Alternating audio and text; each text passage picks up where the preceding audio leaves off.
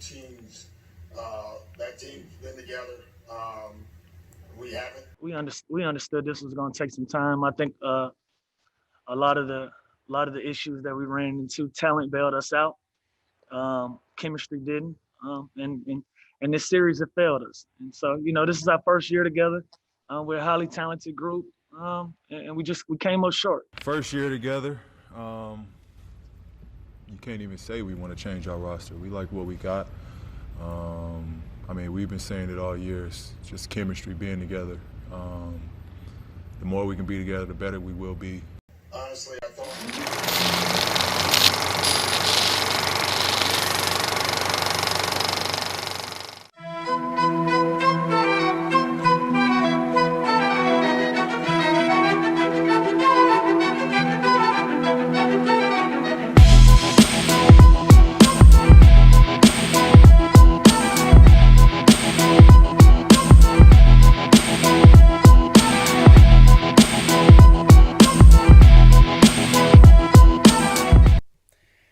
What's up, everybody? Welcome to the show. I am your host, Joseph Francis. I am here. We are an hour and 17 minutes late because we needed and wanted to get Calvin on. We could not get his sound working properly, but guess what? I believe and I hope that this works because we did a lot of tech and a lot of reading and a lot of troubleshooting. Calvin, what is up, my man? I feel like the Paul George of the show, so if that helps anything. The Paul George of the show, that means you didn't show up, or what does that mean? That means I was supposed to be a welcomed addition after all of the upgrades, and then somehow, some way, I helped us be late to the party and just didn't contribute what I was supposed to. No, you contribute. You were here on time. You were here ready to Paul go. George. It wasn't you. It was the system Wirecast, and that is the bottom line.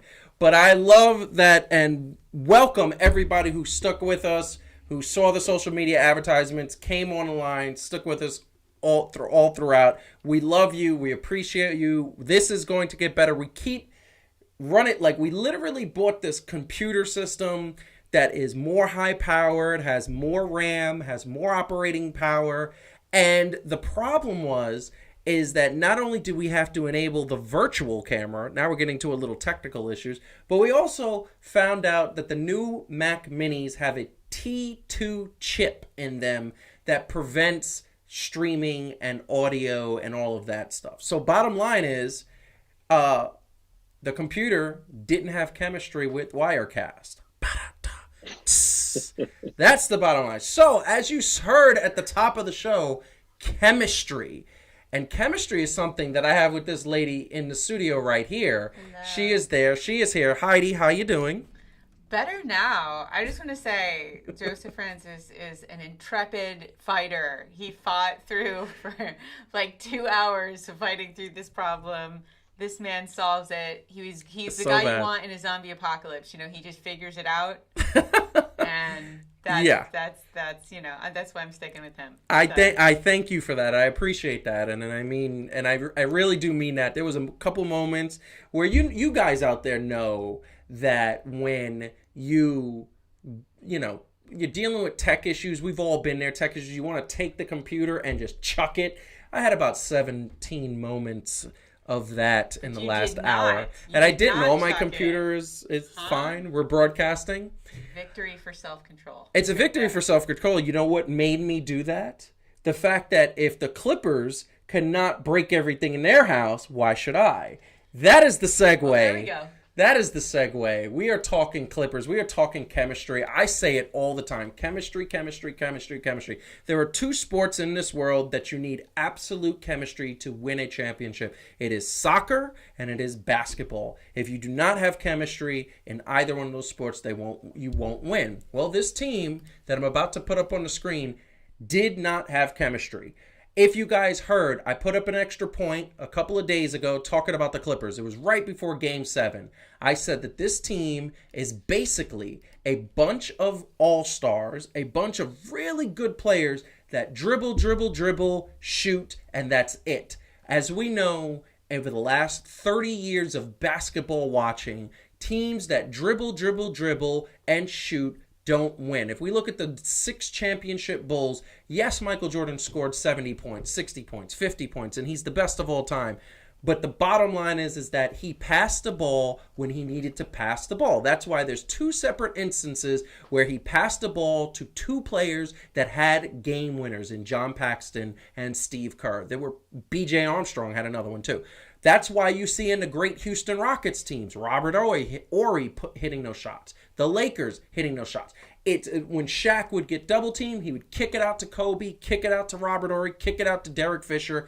That's what would happen. In the LeBron Miami Heat games, how many times, what did we see? LeBron being double teamed and then him kicking it out to Ray Allen and hitting that shot to beat the Spurs a couple of years ago. That's what chemistry brings you. It brings you, you know where your players are going to be, and that's what it is.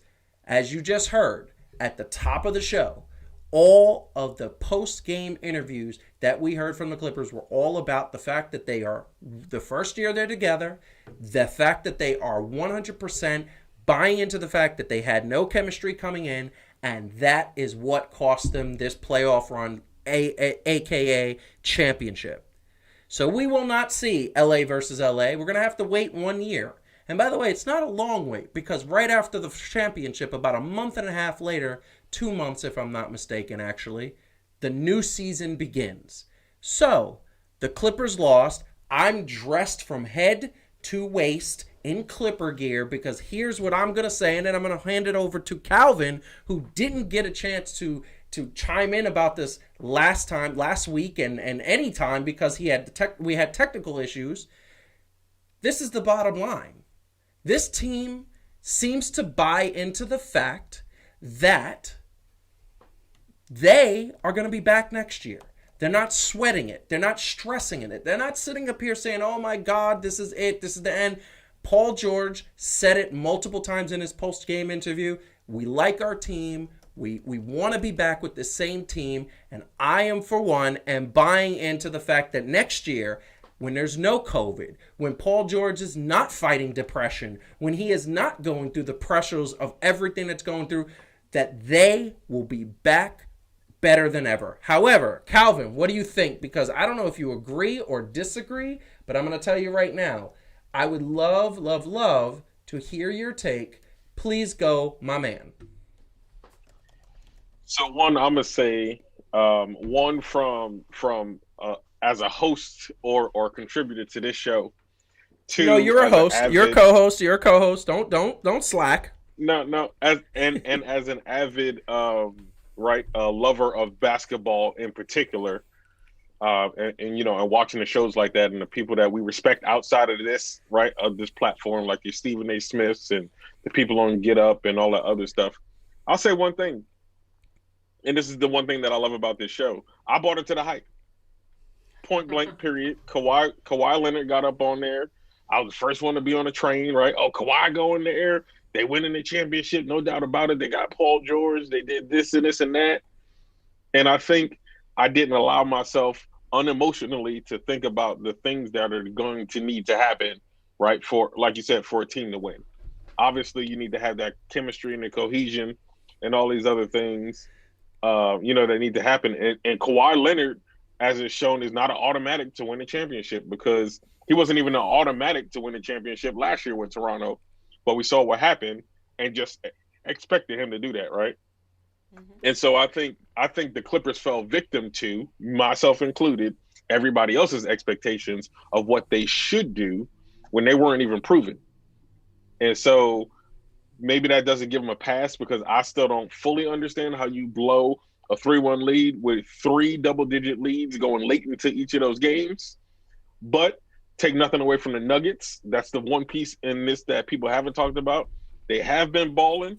I know you was going for a different Colorado team and in a different sport, but I think what Joseph meant to say was, don't sleep on the Nuggets, right? Yeah, thanks for bailing me out with that one. I will say. Yeah, that's what it was. It was autocorrect. I will say autocorrect, but I will say that I never expected this. I said it 2 weeks ago. The Denver Nuggets have no business being in the playoffs. They're not a good team, and I'm going to tell you why they. And I said that, and I'm gonna own this, and I'm gonna own it because I am a sports. I like it when people who get things wrong. I got it wrong. And I said the Clippers were going to win a championship. My pick is out. I have, and we're going to get into the NBA playoffs as the last topic of today's conversation. But I'm going to say I was wrong, and the Denver Nuggets surprised me. Heidi, please chime in. What do you think about these Clippers? I mean, obviously, chemistry, right? Chemistry. But you know, Paul George said after the last game, I'll read the exact quote. I think internally we always felt this was not a championship or bust year for us. If that's how internally you always felt, then it's not surprising that you didn't win. Like, if you don't think you are a championship team or bust, like if losing is unacceptable to you, if it's not unacceptable to you, you will not win. And the other thing is, I just gotta say, so fourth quarter, do you know how many points Paul George and Kawhi Leonard combined for? Oh, we're gonna put that up, but yes, please tell us. 24. 0. That was 0. No, that's total for the game. 0 for the fourth quarter. How do you have Paul George and Kawhi Leonard on a team and they combined for 0 in the fourth quarter? Yes. If that is not giving up, I don't know what that is, and I think that's sad. It's very sad. Hard till the end. And I would just want to say, this is literally what happened. So combined, the Clippers, and this is the entire game, as Heidi said, combined the Clippers, the 2 stars, 24 points. Jamal Murray, who has been having, to me, he's their MVP. He is the MVP of this Denver Nuggets team. At the end of the day, 40 points, he outscored their 2 top stars, and we don't even want to talk about Jokic. He had a triple-double, including 22 rebounds, 18 points, and I believe 10 assists or 11 assists, something like that. It's absolutely bananas. But Heidi, continue. Well, I mean, it's so there's the piece where, you know, I get it. I get maybe Paul maybe people wanted to go home. I don't know. I know it's been hard for them, some of them, being there. But I just think that at the end of the day, the chemistry thing matters. Yes, it's true. I think Paul George and Kawhi Leonard didn't play together enough this season. So the chemistry piece is there. But honestly, just if you have accepted the possibility of defeat, then you basically are going to lose. You know, 100%. And if you look at the players who won and some of the surprise, they clearly were not accepting the possibility of defeat, even though they had been counted out, right? So that attitude, you could see it. Yeah. You could see it was very obvious. Yeah. Yes. Sorry, can I say something else about the whole Paul George thing also? So I wasn't one completely to be sold on Paul George based off of previous production. And I'm not saying that like he's a scrub or anything, but like, did we not see OKC Paul George, right? Like he wasn't fantastic. No. Indiana Paul George was pretty good, and he rehabbed. But even when you hear the story about like him coming back, it had a lot less to do with basketball than anything else. So maybe his head wasn't there fully, but I also don't think that he was just so perennial that it was a lock, right? Like the talk for Paul George was not where the talk was for Kawhi Leonard even. You know what I mean? Like as far as expectations, Paul George was never considered a top 10 player. It's just that when he got with Kawhi, what he had to offer was going to be elevated. So I'm going to say something right now. And you know, first and foremost, you have a point. He played like OKC Paul George. There was no playoff P. That didn't exist. But this is the thing. I do count Paul George as a top 10 player. To me, he's number 10. And the bottom line is that he didn't live up to that. The bottom line is I said multiple times, similar to Max Kellerman on First Take and ESPN's First Take, I said that Kawhi is the best player in the world right now. In order to be the best player in the world, you have to show up in a Game 7. You cannot do what they did. You can't not score. And this is the thing. I know this might be a bit of conspiracy, and I'm going to say it. I don't think there's any way to prove it unless you see some sort of like, Last Dance type documentary 10, 20 years from now where we see what happened. I think they had a meeting Monday morning, and Doc Rivers and several players were quoted as saying it was unlike any meeting they had ever been to. Why are we assuming that that was a good thing? Because here's the thing, the play that, if it was a good thing and it was a meeting that we wanted to, that they felt was going to be motivating and getting them ready for Game 7, that didn't come through. So here's what I think happened. I think several players were dealing with the bubble and weren't liking the bubble, including Paul George, who said publicly, and commendable for him for saying publicly, being a man, owning it, saying that he was fighting depression, saying he was not liking the bubble, saying being away from his family was affecting him, being away from the people he loves was affecting him. He was worried. He was constantly stressed. That's what he said in so many words. There were several other players that got there late. Obviously, chemistry was the problem, but they were dealing with several personal issues that when you go into a bubble, and anybody who has a family, anybody who has loved ones, anybody who knows that when you're away from your loved ones and they are going through what they're going through, you're going to be stressed out. I believe that that meeting consisted of them taking a vote saying, do we really want to be in here another 3 weeks and deal with running for this championship, or do we want to just call it, our backs are against the wall and come back next year better than ever? That's my theory. There's no way to prove it. I would not be surprised. Find out that's true. Because I will not watch the Clippers again if that's true. I will not support the Clippers again if that is true. That is BS. Yeah. We're almost I will say there. this. I can't have a couple more weeks. Come on. Yeah. Look, I will say this, and I know I said this offline. 2 things. I am more disappointed in the Clippers than I have been disappointed in the Knicks in the last 10 years. Whoa. I don't understand how you can say that. No, I got on you when you texted me that the other day, and how can you say that this was the most disappointing thing when the Knicks 1994 made us destroyed my sports soul? That was more than 10 because years ago. Okay. No. I said in the last 10 years. Okay, fair enough. Because in the last 10 years, I've expected the Knicks to be bums, garbage, trash, and every other word that is synonymous with that. And like I said, part of it was me buying into the hype, right? Like I bought into the hype. Clippers are bust, right? Like they putting up these posters. But did you ever think about this? And they probably would never say it now because the team is still going. Imagine, and I'm a reference the Boston Celtics from a little while ago, right? Now, imagine you a young team, relatively young team, you balling out of control, you doing some things. Now, tell me where this is not similar. You add in somebody who's, in public opinion, superstar level, right? Yes. So now you go from like being the Celtics at that one point, and then, just being the Los Angeles Clippers, to now all of a sudden it's Kawhi Leonard and the Los Angeles Clippers. Everybody else is the other dudes, just like when there was Kyrie Irving and the Boston Celtics. And we can't act like that didn't play into it, to me, right? To just be a team of dudes that was balling, putting in work. They was always underestimated, so that was never the thing. But then all of a sudden you get one dude, and all of a sudden y'all just kind of like, eh. You know what I mean? So what you're basically saying, and this is, listen, I don't doubt this. So you're basically saying that maybe there was some sense of ego involved in this. Yeah, let's just say we on a squad. So let's just say right now, right? Fan to fan is balling out of control, which we are, right? We're trying. But I'm just saying, need more subscribers. But yeah, we're trying. Right. So we're supposed to be a whole team, and then somehow Stephen A. Smith comes in here, or somebody big, bigger than us. Yes. And we know they bigger than us. Yes. So instead of everybody just being like, "Yo, the dudes at fan to fan," they're like, "Yo, Stephen A. Smith and them other people." Yes. So I don't know how I'm gonna feel just being. So I will. Other person. I would, and I'm going to tell you right now, I'd gladly give up my seat for any one of the major superstars if I get to direct them. That's all I'm saying. That's just me.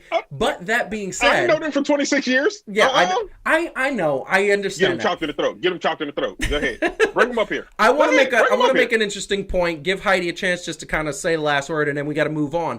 But Angie online, and love you, Angie and Rob, for sticking with us, and other people's for sticking with us. I got a couple texts saying from people that they stuck with us and they're watching. We love you all. But she did make a point. Loved ones are really important, but I don't know many loved ones that would encourage someone to follow through on their dreams for a couple more weeks. But here's the thing.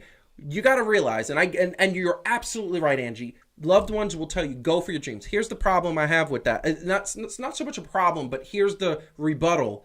It's not the families that were in that meeting. And that's what I'm saying. I'm saying the players said, I don't want to be selfish. I want to go help my family. I want to get out of here. I don't want to be here another 3 weeks by myself. And for whatever reason, I'm not saying that happened. I'm just saying it wouldn't surprise me. And the only reason why it makes me say, because the alternative is just that they had that. First of all, Denver's not that good. And I'm going to say this. All the props to Denver. They played amazing. They were on fire. But this team is not better than the Clippers. The Clippers on paper are a better team. They just didn't play up to their potential. And the fact is that the Clippers are a better team, but they did not play up to it. And since they did not play up to it, it makes me think something was wrong. Heidi. I mean, the idea that you would say that you're not being selfish, you want to be there for your family, is a load of horse. You know what? Do you know who pays? Do you know who pays their salary? In effect, the fans. Yes. Right? So do you know what you are? If you decide you can't hang in there another 2 or 3 weeks to do a job you get paid millions of dollars to do because of the fan base that supports you, you suck. That's what. That's right. What, so sure. I don't want to hear it. There's people that work a lot harder for a lot less in this world. And they're gone away from their families for a lot longer. And they're putting themselves at a lot more risk. So if you can have a pity party for yourself, if you are Paul George, I'm not going to use curse words because it's not cool because I can't do it. But I want to use a whole bunch right now. Listen. Like, I have a lot of sympathy for mental health issues, but if the idea is somehow we're supposed to feel sorry for people because they were away from their families for a few months for the privilege of playing at that level, I don't buy it. It's tough. I get it. I wouldn't want to be away from you for that long. Yes. But like, well, if you were but here's the thing. Like but here's the thing. then I would Hold say, on. honey, have a good time. So I'll this see is you the in a thing. while. For that long, they've been away from their families for 3 months. Yeah, I know. From spring training all the way till when you get eliminated. It's so a bummer. But it's a bummer. Yeah. But there's a lot of people who have done a lot more. I don't for don't any. Play if you're not going to fight hard. I stay home then. I agree with you 100%. Now, the one thing I want to just kind of bring up before we move on is that this is game 2 of. In the middle of game 2, Montrezl Harrell was basically cursing Paul George out, saying, you're not playing up to your potential, you're not doing what you're supposed to be doing. And apparently, once again, Paul George said it in his post-game, Game 7 comments. He said multiple times, we don't want to change the team. So I look at that and say, you know what? They look at each other's family. Families are going to have arguments. Families are going to have disagreements. He is a very passionate player. He probably got on him and said, you're not playing up to your potential. He was 100% right. He was having a good game. He was having a good game. This is what I'm going to say, and I'm just going to leave this there and then move on. But here's the bottom line. The bottom line is that the Clippers need practice time. They need to take a week or two, put some serious training camps. They need to make mandatory training camps, wait a month, relax their bodies, get the body feeling better and everything, and then get in there and start training because the season starts at the beginning of December, and they got to be ready. I want to see domination from that team. If they do not dominate, and by the way, do not want Doc Rivers fired. Doc Rivers is fired. I will not be a Clippers fan. I love Kawhi Leonard. I will not be a Clippers fan. It is not Doc Rivers' fault. This team did not execute. Doc Rivers deserves one more chance, especially after everything that's happened.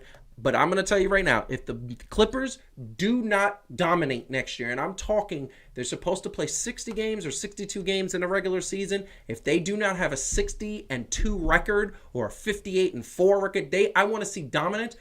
Then you got to blow this team up. If they don't win a championship next year, or at least make the finals, you got to blow this team up. That being said, once again, want to tell everybody, if you haven't hit the like button, and if you haven't subscribed to the channel, if you're watching for the first time, welcome aboard. We'd love to have you. Hit the subscribe button, hit the like button, and please tell a friend, because we are trying to grow the channel. We are moving on. The next topic, and of course, is something that I'm a football fan. We don't talk about much football because the NFL gets so much coverage from all the other networks, but every once in a while, I gotta talk football. Week 1 was a very interesting week. We saw Tom Terrific be invincible, very vulnerable. I think it was nerves. I think it was things that are happening that he's just not used to a new system. But I'm going to tell you right now, that wasn't the worst performance. I'm going to put something up on the screen that I just think is very, and first, want to do it this way.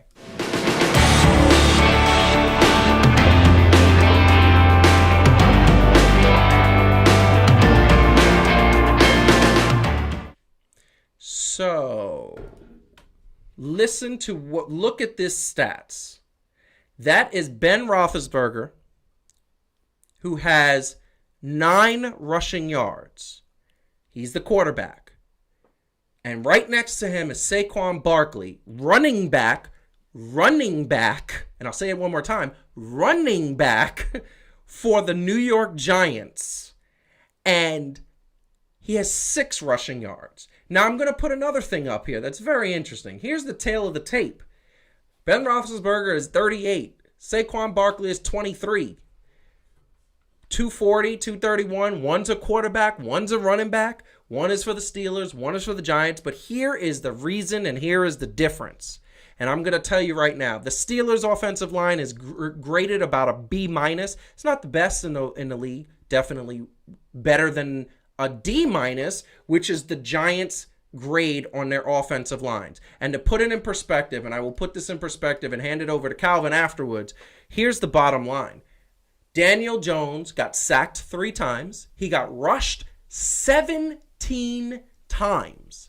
3 shy of an NFC record. And his running back had 6 rushing yards from scrimmage, while the quarterback on the other team, who's 38 years old, outran the running back. Now, I find it unbelievable that the Giants, as bad as they can be, are still surprising me when they're supposedly having the number 1 rated running back in the NFL. You have Saquon Barkley. If he's the number 1 running back, here's the bottom line. That means that with those numbers, your offensive line doesn't get a D-, your offensive line gets an F. Calvin, what do you think about that? See, what had happened was he was running, and then he heard the coach say something, so he was running back to see what the coach had said. You got jokes. Unfortunately, you got jokes. Unfortunately, when he ran back, the defense was there too. So, you know what? And the Giants haven't been dominant even in the past 2 Super Bowl wins. They've had great defenses in those times. But think about this. When they won the first time versus the Patriots, they won in close games, but a lot of those could have went either way, and it wasn't like they was dominating, right? Like they found ways to win. Yes. So I don't get surprised, unfortunately, because I don't think they fully know what they're doing. I think that all of the New York sports teams owners are secretly James Dolan, and apparently he hates me personally. This is why he does this. I think he just hates New Yorkers in general. See, this is the problem. The Giants, even when they won the Super Bowl with Eli Manning and Tiki Barber and that defense, they didn't win the Super Bowl because the offense was ever dominant, and they didn't win because the team was ever dominant. Both teams got in with 9-7 records. Both teams. Mm-hmm. And both teams beat some really good teams in the championship run, and both teams beat the Patriots, and the Patriots are the team to beat. It's to say that you're the best. But it wasn't the offense that ever did it. This team with Danny Dimes, who right now is who isn't looking that great, but how can you look great when you're on your back all the time? Because you got no protection. If Danny Dimes, I'll leave that one alone. Yeah, exactly. He on his back with no protection. You got jokes. What's up? That was great, actually. How can you sit there and say, okay, this is something that is going to be like, oh my God, this is something that you're going to look at and be 100%, that you're going to be involved, and we've wanted offense in the New York Giants uniform for years. We have the best running back in the league. Number 1 rated. Multi-year, it's shown his skill. Last year he was injured. Everybody knows how good he is. Daniel Jones shown moments where he could be just as good as any other quarterback. And once again, that defense is supposed to be good. Here's the bottom line. They're not executing. Oh, we got a new coach, by the way. Oh, and we got a new offensive coordinator who used to be a head coach who supposedly is an offensive genius. None of that is coming through. So Heidi, I know, and one of the things I'm going to tell her, I'm going to put this up again. She doesn't really watch football. She's not a football fan. No, I mean, it's fine. Football is. I don't really care about the Giants very much. I know. Yeah. Who do you like? Yeah, your Eagles. Don't start with me. Yeah. Do they get to be on your diagram now, Francis? They do. They do. need I'm you gonna fix that. That's going to be fixed. Okay. You're gonna draw I them totally in, forgot the pencil in a little Eagles. bird. You missed that, Calvin, last week. We actually I You did the Eagles football. off of his. You just left them off. I left them off. is it Totally. actually Totally. Worth mentioning, like left Yeah. them off his delightful images. And it was not on purpose, I promise. That's fine. That being said, you look at these numbers and you see really this tale of the tape. Well, so What do you think? Tiki Barber said, what did he say? He said Saquon is a big man who doesn't want to hit anybody. Wow. Yeah. And he's like, you gotta go hit a dude. That's Yeah. what he said. So it's you got. This is what happens, right? Like if you he doesn't want to play. I mean, maybe this is good. Like, look, maybe this is gonna be he said he took it as a challenge, not as disrespectful. So maybe things will turn around. I don't know. It's like, it's ridiculous, right? He had a bad game. It was, And but Big see, Ben had a. Big Ben, by the way, said he felt like he was in a train wreck, and then the next day he said it's more like a car crash, and he's like, maybe by tomorrow I'll feel like it was just a bike accident. listen, that man is 38 years old, and I'm 39 years old, and Calvin, you are 39 years old. In 2 weeks, you about to be 40, old fogey. But that being First of all, said, 2 weeks and 2 days. 2 weeks and 2 days. Don't disrespect. Now, I know your 30 is almost over, though. 2 weeks and 2 days. The 30s is gone.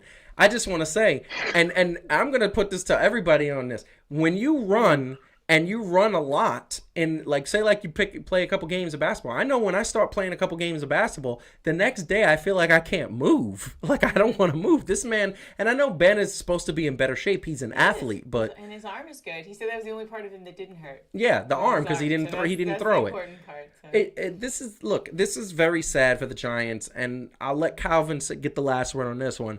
But this is very bad for the Giants. This is bad because at the end of the day, this team is, I mean, what's the competition they have? Dallas lost. Nobody expects anything from Dallas. Nobody expects anything from the Philadelphia Eagles, who could never seem to get their things together except a couple of years ago.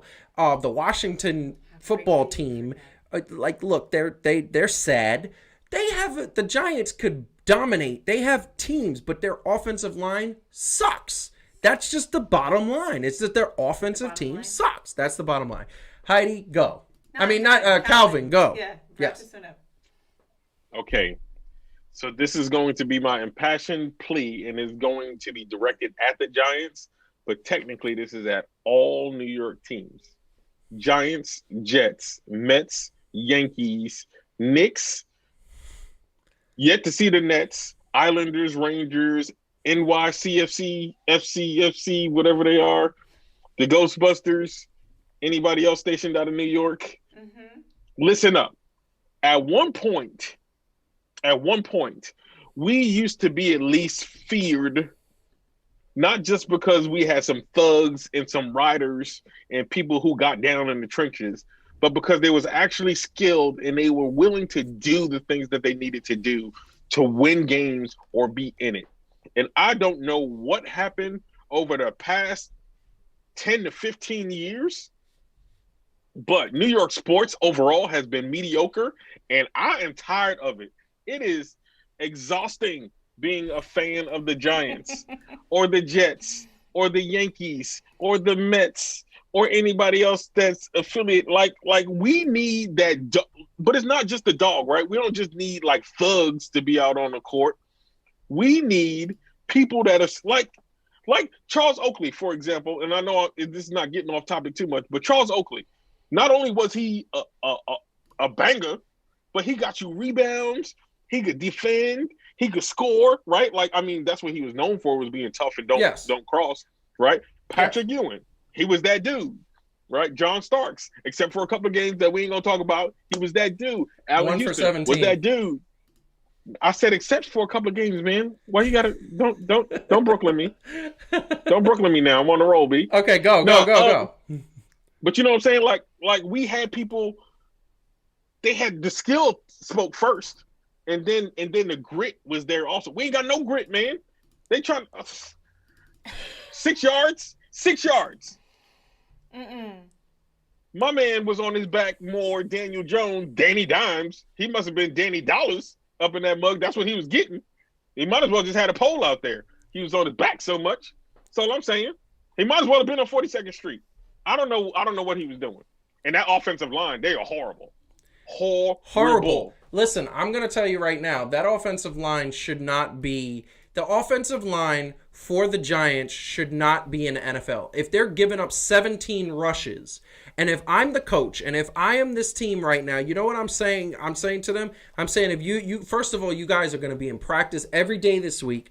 That is unacceptable that this happened. The fact that 17 rushes,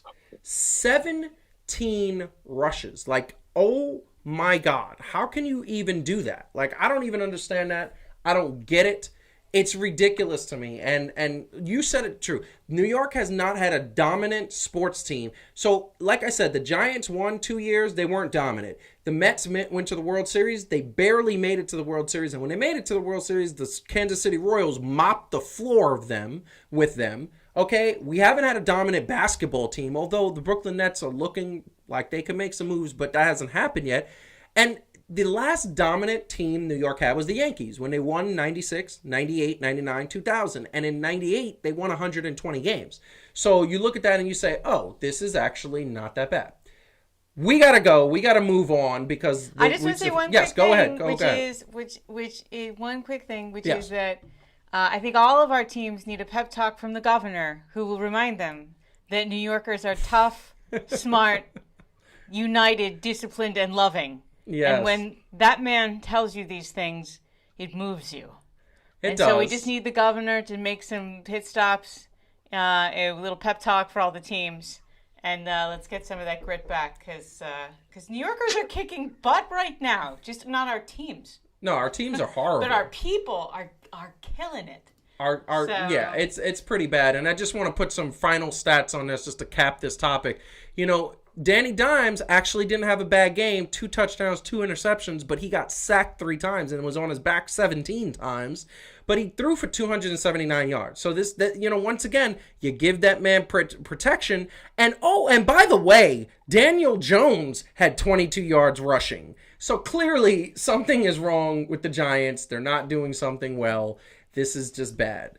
Once again, people, and I'm going to say this once again, if you haven't hit the like button, please hit the like button. If you haven't hit the subscribe button, please hit the subscribe button. We need all the subscribers you get. We got some really cool things. We got a couple of announcements that are going to come out at the end of the show for 2 new shows that are going to come out in the next 3 months to 6 months. They're going to be released, and obviously it will be quicker. The more subscribers we get, the more content we can give you, because we want to hire people. We want to get journalists. We want specialists with soccer and football and hockey. I don't know hockey enough to be an expert, and I am learning soccer, but I'm nowhere near what they are. So the bottom line is that we definitely want to make sure that we have that. So we are getting into the next topic. The next topic is yesterday there was an announcement from Major League Baseball that the Players Union actually came to terms with what they're going to do for the MLB playoffs. So let's get into that right now.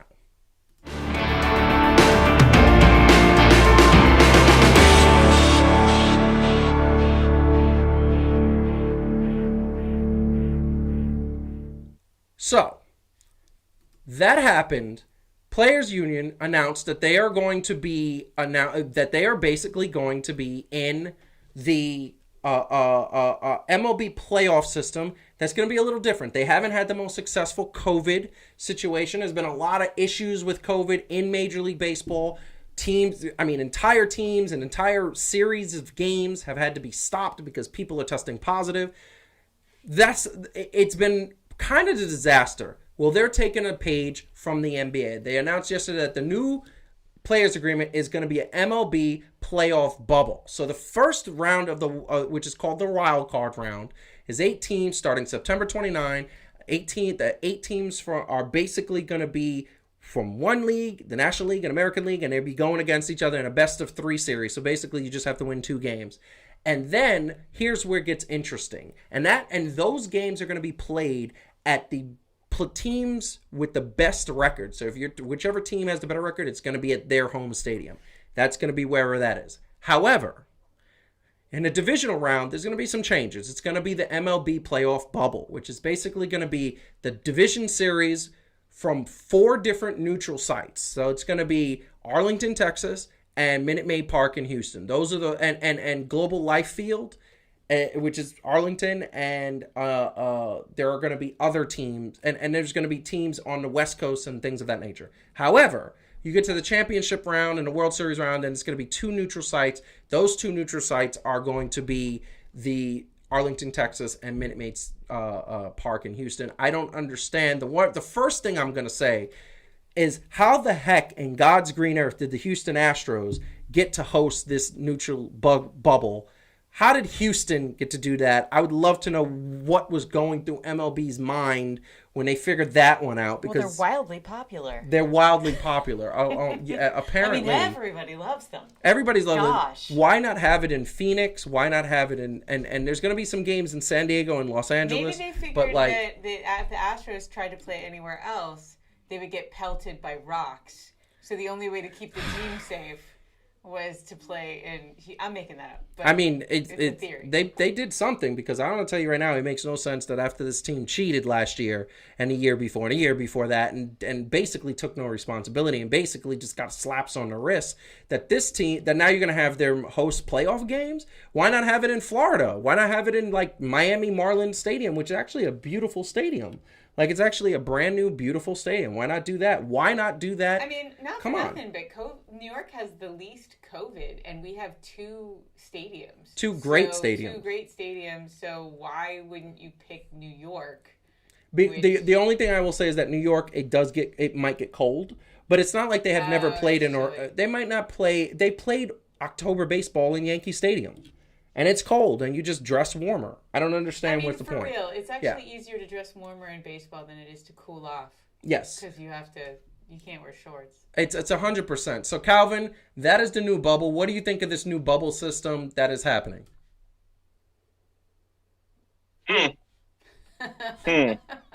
Okay. All right.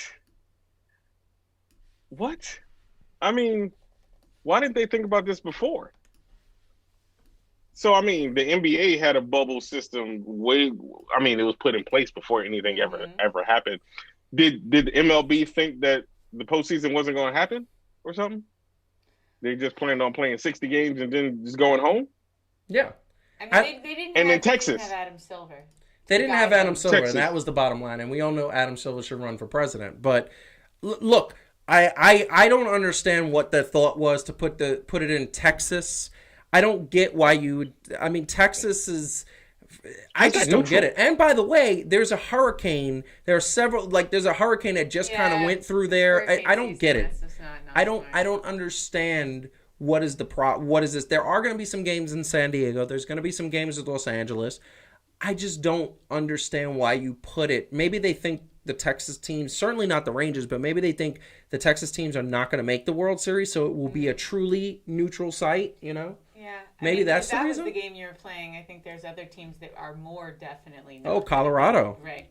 I was going to say, look, you should make it interesting and put it in Colorado. Yeah, so nobody can breathe? That's a great idea. So nobody can breathe, but at least we'd see a lot of home runs. We'd see a lot of home runs. The ball flies out of there, you know? Right. We wouldn't see much pitching, but we'd see a lot of home runs.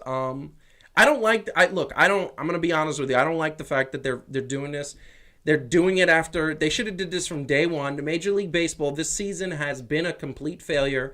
Literally, they got the teams playing doubleheaders every single day, practically. All the ones that, like the Marlins and the Yankees had they had to do doubleheaders against the Baltimore Orioles. It's just like it's been so bad.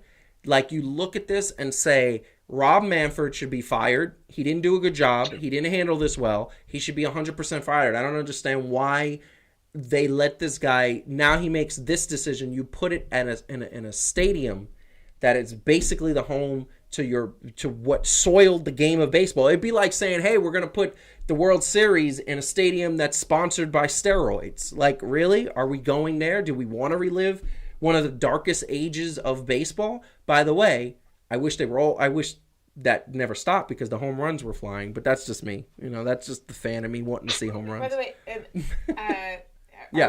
Are we going to talk about the Lakers soon? I just want to. Yeah, we're getting to that. Settle down. Settle Settle down. You know what? Settle down. About the Lakers. Settle down, Beavis. Settle down. Okay, you're because she's gloating. You know, listen, we're getting to that next. I just wanted to bring the MLB thing up. I hope it works out. I hope we have a good playoffs, because I do like the fact that 8 teams from each league are going to get in, and it's going to be a little interesting. That wild card round is going to be pretty awesome.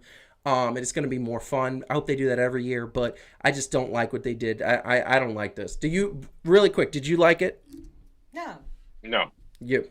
No. All around, we agreed. We don't like it. So we're moving on. Once again, if you haven't hit the like button, please hit the like button and subscribe. We are going to the last topic of the night because we want to get through this and get through it somewhere on time. And the last topic of the night is simply, and I'm just going to put it up there, it's simply the NBA playoffs. The NBA playoffs are once again last topic because they are so exciting. The only update we got to have on this bracket is that now Miami holds a 2-0 lead over the Boston Celtics. That is unbelievable to me. I was the one that said way back when that Miami was definitely something that I said, okay, we might have a situation where Miami is going to have, they're going to be a dark horse in this playoff. But I will tell you right now, I never thought in my wildest dreams that it was going to be like this. I didn't think it was going to be this. So now we're looking at this bracket.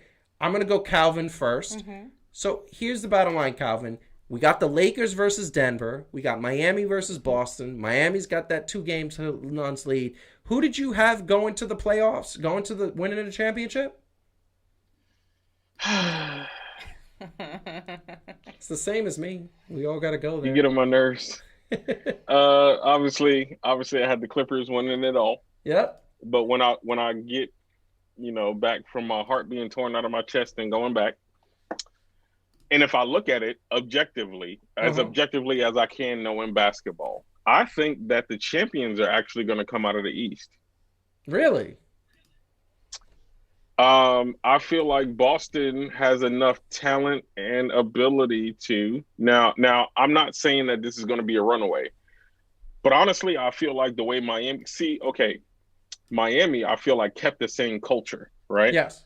And like they kept everything but LeBron James, Dwayne Wade ultimately retired, but they were still the epitome of like, okay, this left, but we're still going to keep this culture and we're going to continue to create something. Yes. So I feel like where Miami is at, maybe ahead of what people think, but this is also just a testament of Pat Riley, Eric Spoelstra, and the mentality that they had overall as an organization of putting the right places in, playing, giving them the confidence that they need. Right. And Jimmy Butler might be new this year, but he is proven in general to be that dude.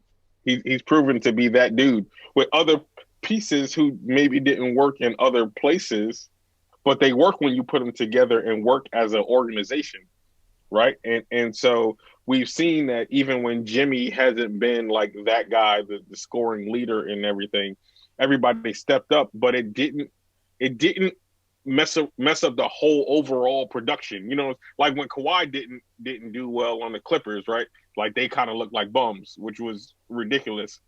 But when Jimmy's not the best scorer or whatever out there, the team still has that kind of fluidity that they need to really be a championship team. So I kind of want Boston to win because I really like Jason Tatum. Yeah. And Jaylen Brown and Kemba Walker and all of them. But I could really honestly see Miami taking it all. They're up 2-0 now. They beat the. I want to, and before we. I know, that's what I'm saying. And this is what I'm going to say. Before I'm going to go, and I'm going to let Heidi come in last because she's the only one that has her pick still in it.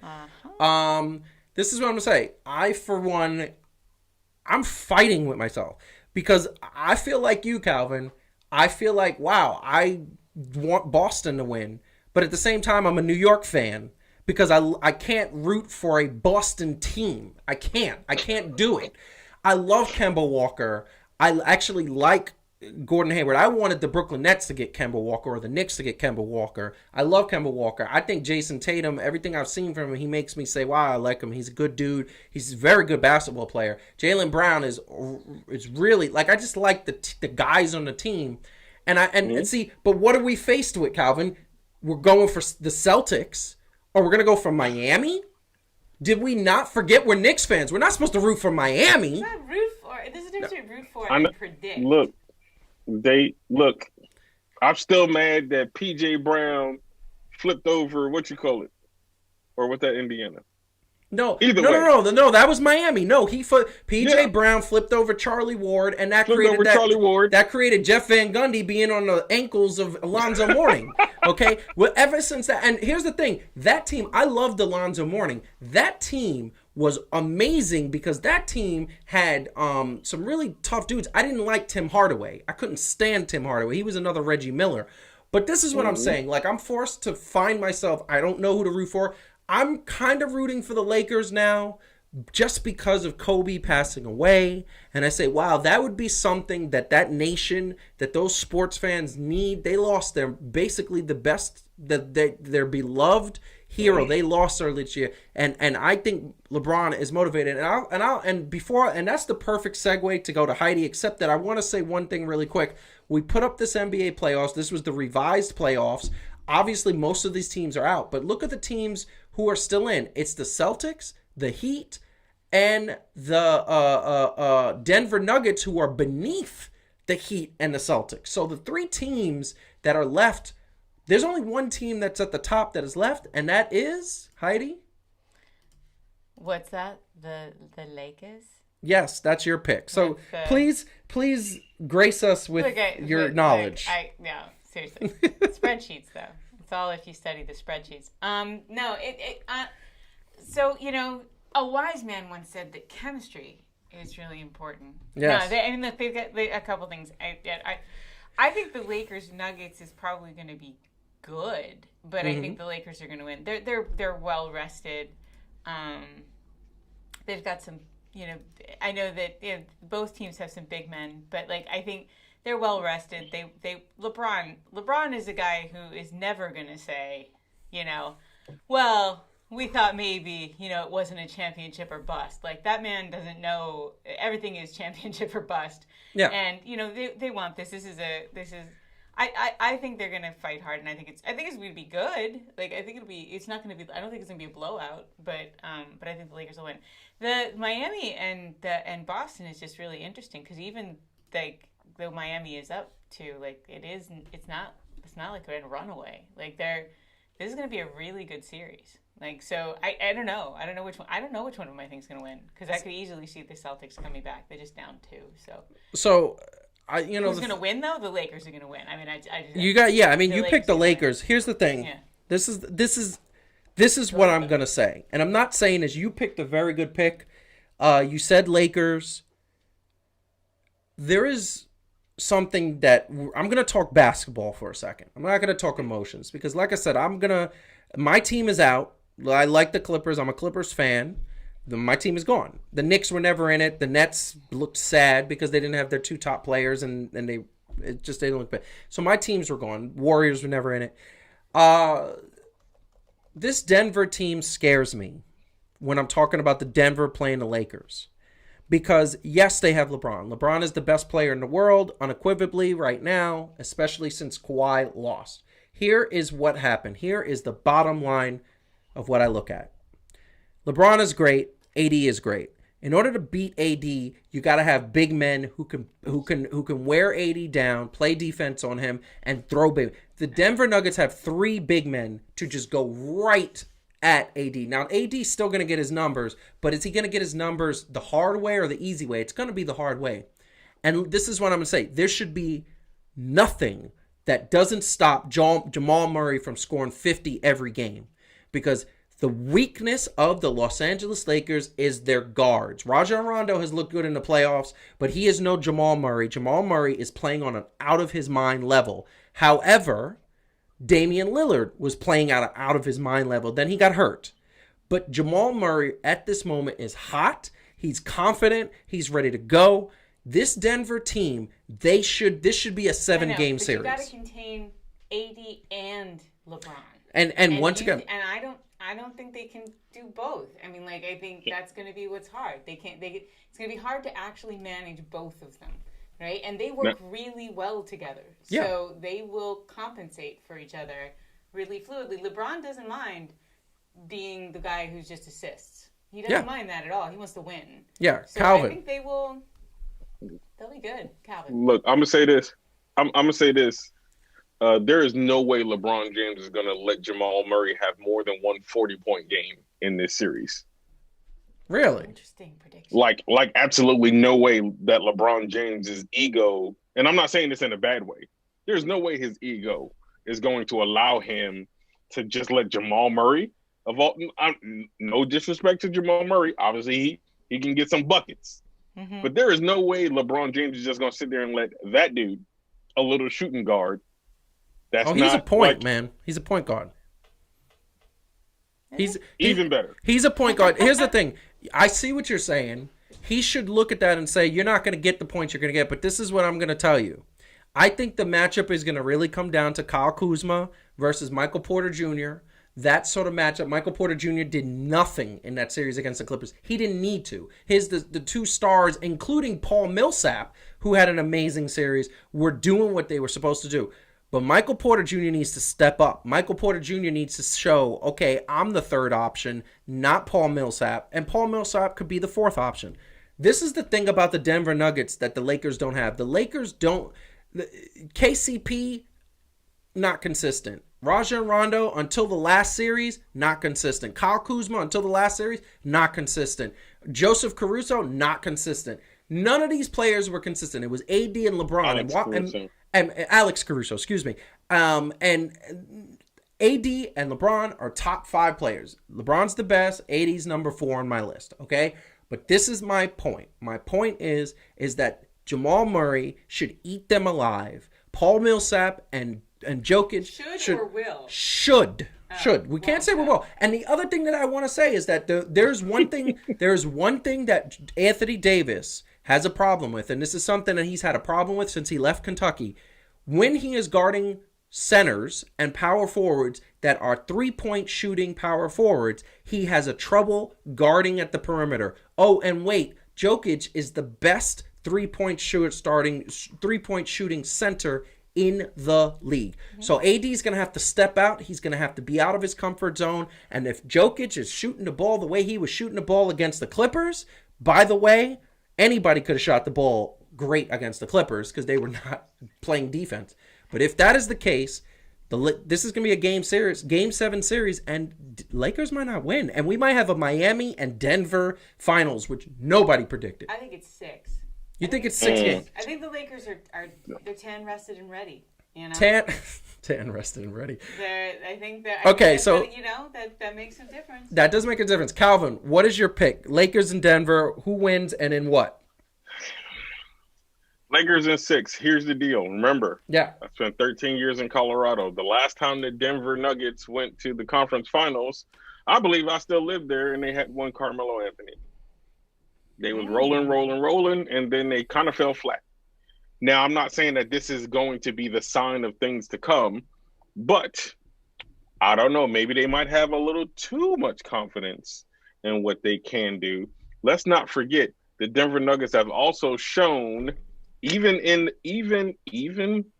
the Clippers series at times, where they got blown out in the same series, and they did not even look like the same team that could come back from anything. So they have shown that they can come back, but how much do you want to rely on the fact that you had to have 2 3-1 comeback series and have everything that you're going to need to go against LeBron James, who has been in 10 of the last 11 NBA finals, I believe. Yeah. Listen, Right. okay. So you make all the great points in the world, and they should be exhausted. The one thing I will say to the exhausted thing is that all these players did have a couple months off, and the Denver Nuggets. LeBron is a freak of nature when it comes to his physical stature. He is one of the best physical specimens in the world, probably in humanity. And if we were to take all the best physical specimens and put them together, LeBron should be in the top 10, top 15 in humanity. Here's the bottom line, though. LeBron is still 36 years old, if I'm not mistaken, 35, 36. He's been playing since he was 35. He's 35. Yeah, well, He's been playing since he was 16, pretty much professionally. That's a lot of mileage. It is, but Denver, he doesn't look like he's not playing like he's got a lot of miles on him. he looks like he's playing tip-top shape, but Denver is young. Denver is these guys are ready, and these guys are battle tested, Inexperienced. and they are not. And see, that right there is what I'm going to disagree with. They're not inexperienced. They had playoff experience last year where they didn't do a good job, and now this year they've had battles that have given them that experience. All right, so what's your I don't prediction? know. My 7? prediction is going to be Game 7. And my prediction, okay, because I'm trying not to go with my emotions. I'm trying What's to the think bottom line? basketball. What's the bottom line? The bottom That being line said, is Denver should win in 7. Denver's going to win 7. You know Denver's what, gonna honey? win 7. The best thing about being wrong is that if you keep doing it, it gets easier. Like, No. it's emotionally not as hard for you. And I feel like by the end of this, it's actually gonna be real peaceful about it. It's gonna be great. You know what? I Peaceful. have no problem being wrong. The best people in the world are wrong because then they learn from their mistakes. That's right. Here's my point. Hashtag growth mindset. Hashtag growth mindset. And here's my point. And I will say, I just look at this team. Denver is a better team, all around team. They have more depth. They should be. And who? Than the Lakers. They have more depth.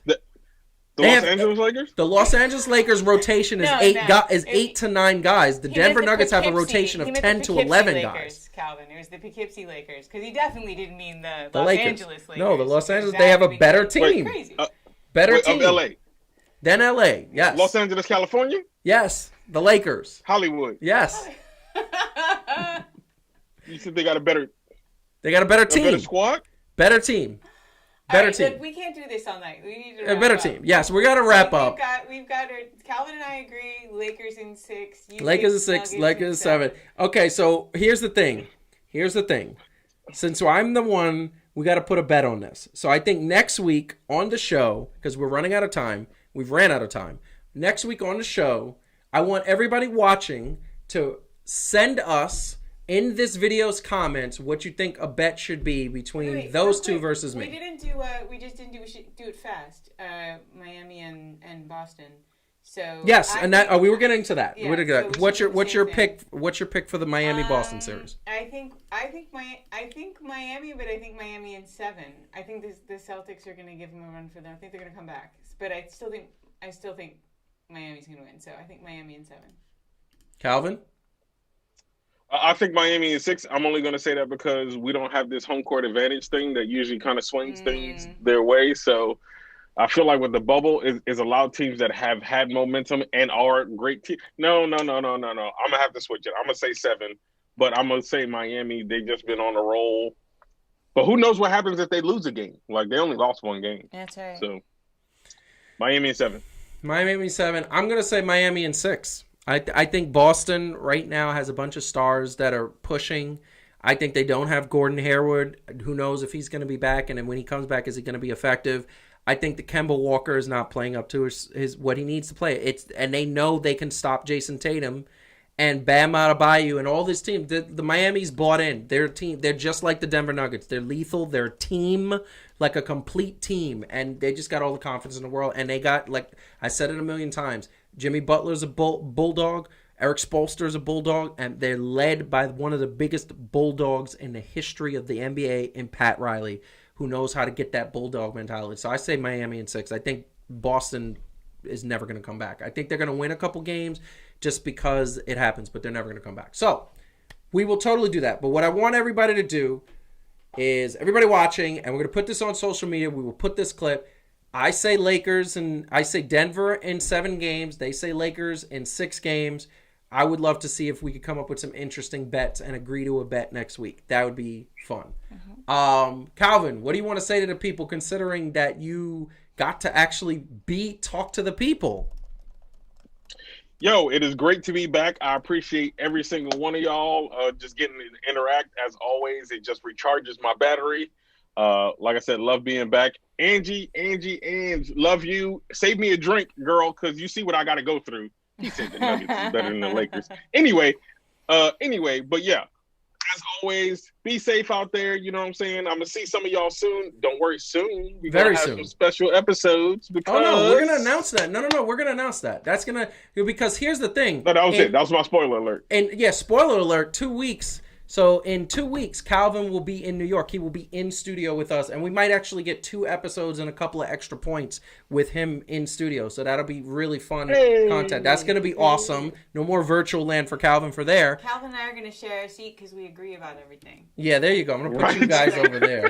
I'm going to put you over there. But the other thing I want to say really quick, Calvin, make sure you stay safe with those fires. I feel like this whole year, you have the West Coast, and more importantly, Seattle, Portland area has been like the epicenters of disasters. First it was COVID, then it was protests and all of that stuff, and now you got fires in your backyard. I feel like they also had those killer beat wasps. Yeah, you guys had the wasps, the murder hornets. We had like 3. Yeah, and then they left. And they should be dead because it's gonna get cold. But make sure you say, is everything I just okay feel like over if there? there's a meteor, we know where it's going. For the most part.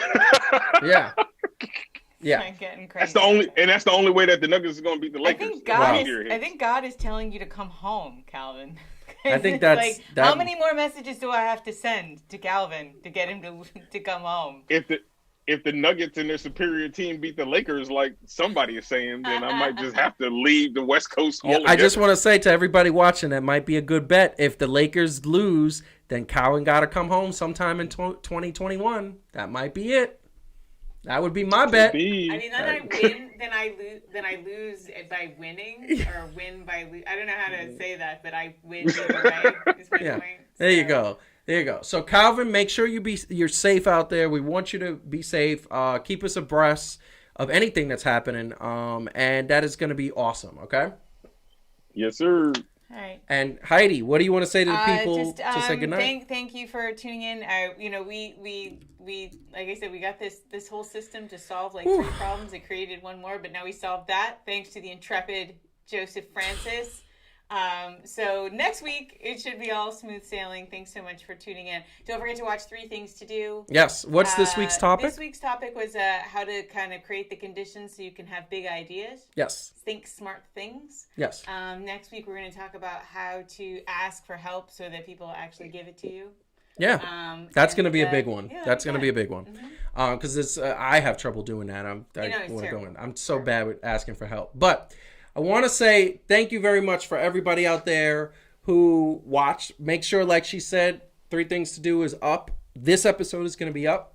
We are going to there's an extra point up talking about the Clippers failing. There's going to be some more extra points because there's a lot that we have to say. We actually have so much content coming up. Next week, we will be back online, and this time we'll be on time. Next week, Thursday, 9 o'clock. It will be awesome because, like I said, we're going through all these problems. We appreciate and love the fact that you guys have stayed in. Anybody watching, anybody who's watching the replay, when you are creating a new business and when you are creating new content and when you are doing new technology, bad things are bound to happen. It's always the good resourcefulness and interesting points that you see when things are happening. You see the growth of a channel. This is the growth of a channel. This is the growth of media. This is a growth of content. So we're going to continue to do that more. Like we said, please, if you know anybody who would be interested, we'd love them to subscribe to the channel. We need subscribers big time. Share Fan to Fan, and also 3 Things to Do. There's 2 more shows that we are working on development. One is going to be called W and W. That's all I can say. That's the abbreviations of the 2 words. Can't say it yet because it's still being developed. The other one is going to be called Bobble. Those are 2 shows. One is a scripted show, adult comedy. The other one is going to be how to enjoy yourself while being financially secure. Those are the things. We're going to have different hosts. They're going to be different personalities, and these things are being developed. So that we want you guys to subscribe so you can be a part of it. We need new subscribers because the more subscribers, the more content can be grown, developed, and created. So with that said, we are signing off. Thank you so much for being patient. Thank you so much for watching. Remember, put in a comment below this video to say what you want the bet between myself, Heidi, and Calvin would be. That would be awesome, and we will reveal those results next week, and we will definitely make sure that we get it on and get it good.